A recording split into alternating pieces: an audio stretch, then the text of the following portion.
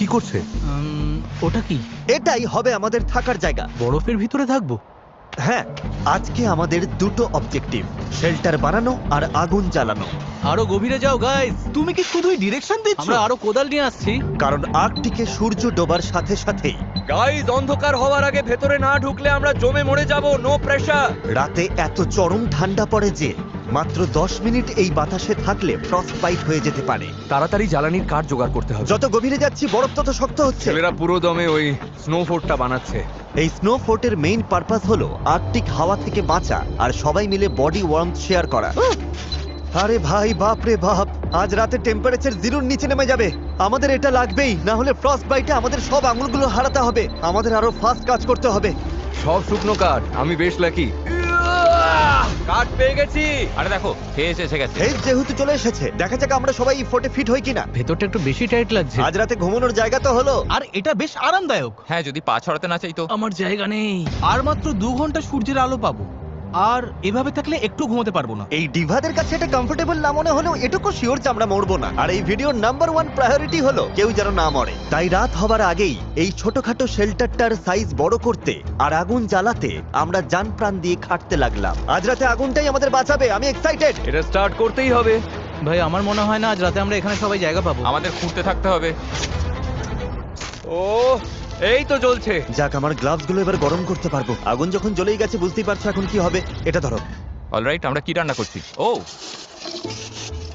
এটা কি করছো তুমি? এবার এটা আগুনে বসিয়ে দাও। ব্যাস, আমাদের খাওয়ার জল রেডি। এটা সেলিব্রেট করার মতো মোমেন্ট হলেও সূর্য কিন্তু ডুবে যাচ্ছে। ঘর বানানো শেষ। হ্যাঁ, ঠিক তাই। না ভাই, শেষের ধারে কাছে এখন বড় জোর 2 থেকে 3 জন আরামে থাকতে পারবে। ঠিক আছে, দেখা যাক জলটার টেস্ট কেমন। টেস্ট করে দেখো। ও, তোমরা হয়তো ভাবছো জলটা গরম, কিন্তু বারবার বরফ দেয় এটা খুব ঠান্ডা। ও সাবধানে। ও আমার জ্যাকেটে আগুন লেগে গেছে। আরে তোমার প্যান্ট, আরে তোমার প্যান্টটা পুড়ে দাঁড়াও, গেছে। ও আমার প্যান্টে সত্যি আগুন ধরে গেছিল। মাঝরাত পার হয়ে গেছে, সো টেকনিক্যালি এখন ডে 2। আমি জানি সবাই এখন ঘুমোতে চাইছে, কিন্তু ঘরটা এখনো যথেষ্ট বড় নয়। হেস তো ভেতরে ঢুকতেও পারছে না। ক্যামেরাম্যান ডেরিয়াসও বাদ পড়েছে।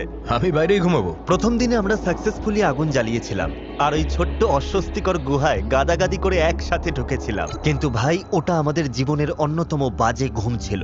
ভাই, ক্যামেরাটা তো পুরো ক্যামেরাটা প্রায় জমে গেছে। ঘুমটা খুব বাজে হয়েছে। গত রাতে যা ঠান্ডা ছিল, আমাদের ব্যাগ আর সবকিছুর উপর বরফ জমে গেছে। এই ক্যামেরাটা ধরতে গিয়ে আমার হাত জমে যাচ্ছে। এটা ধরো, না আমার তো গ্লাভসই নেই ভাই, আমার গ্লাভসই নেই। এটা ধরার মতোই অবস্থা নেই, এত ঠান্ডা। ও মাই গড ভাই, আমার পা জমে যাচ্ছে, আঙুলগুলো ফিল করতে পারছি না। সবাই এদিকে দেখো, ওই প্লেনটা দেখছো? সবাই ঠিক ওখানে তাকাও। ভাই, এখনো তো 7 দিনও হয়নি, আমরা কি করছি? দিনে একবার এই প্লেনটা আমাদের উপর দিয়ে যাবে। তোমাদের কেউ যদি ফ্লেয়ার গান শুট করে চলে যেতে চাও যেতে পারো, শুধু যাওয়ার আগে মাথা ন্যাড়া করতে হবে। তুমি বলতে চাইছো আমি এক্ষুনি ফ্লেয়ার শুট করে বাড়ি চলে যেতে পারি? তোমার মাথা ন্যাড়া করার পর এখনো সুযোগ আছে। তুমি কি যেতে চাও? গত রাতটা জঘন্য কেটেছে ভাই। কেউ যাচ্ছ না? তাহলে ঠিক আছে, কালকে দেখা হচ্ছে। আজকের মতো সবাই নিজের চুল বাঁচিয়ে নিল। এটা ক্লিয়ার ছিল যে এই আর্কটিকে 7 দিন সার্ভাইভ করতে হলে গত রাতের মতো যদি আরো একটা রাত কাটাতে হয়, আমি আর টিকতে পারবো কিনা জানি না। আমাদের শেল্টারটা বড় করতেই হবে। ডেরিস, ভিডিও করছো কেন? এসে হেল্প করো। আরে ভাই, আমাকে যা করতে বলা হচ্ছে তাই করছি। অলরাইট, আমরা এখানে মোট 6 জন আছি। আজকের গোল হলো আমরা যেন এপাশে পাশাপাশি শুতে পারি আর ওপাশেও পাশাপাশি শুতে পারি। আর সেটা না হলে আমাকে ন্যাড়া মাথাতেই বাড়ি ফিরতে হবে। ও, এটা দেখতে দারুণ লাগছে। ঘন্টার পর ঘন্টা ধরে আমরা শেল্টারটা খুঁড়তে লাগলাম। ঠিক তখনই একটা জিনিস আমরা বুঝতে পারলাম। বাথরুম নিয়ে কি ভাবছো শুনি? আমি ভেবেছিলাম একটা পুপ টেন্ট থাকবে। কিন্তু তুমি ওটা আনোনি। ওটা তো প্যাকিং লিস্টই ছিল। কে প্যাক করেনি তাহলে? আমার ব্যাগে তো আর জায়গা ছিল না।